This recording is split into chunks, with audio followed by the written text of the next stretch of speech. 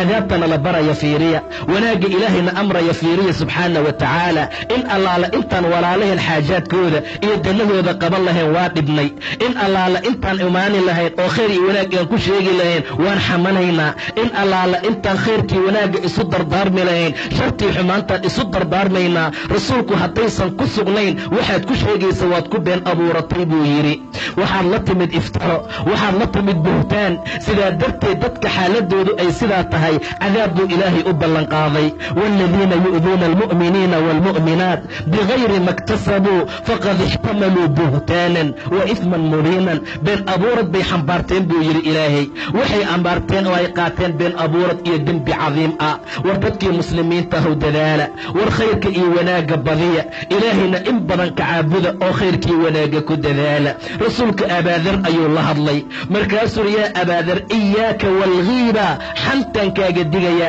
waxyaabo fara badan baa la amray waxaa ka mid ahaa kiibada inuu iska ilaaliyo waayo way ka adag tahay zinada way ka dembi adag tahay sababtu waxay tahay buu yidhi nebiga axadka marka uu zinaysto uu rabbi u tooba keeno ilaahay toobada wuu ka aqbali oo cid kaloo dembi dhaaf uu weydiisanayaa ma laha amaa xanta waxay u baahan tahay marka ilaahay cafis la weydiista ka gadaal qofkii la xantay in loo tago waxaad kala kulmi doontid ma ogid war dadka mu'miniinta icraadkooda iyo sharaftooda daaya war luxuumtaan dadkee la cunaya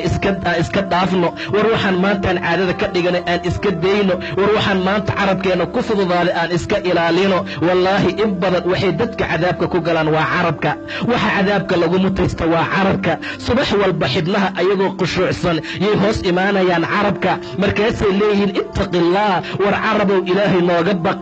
adigaan ku nahay haddaad toosnaato waa toosnaanaynaa haddaad qalloocata waa qalooc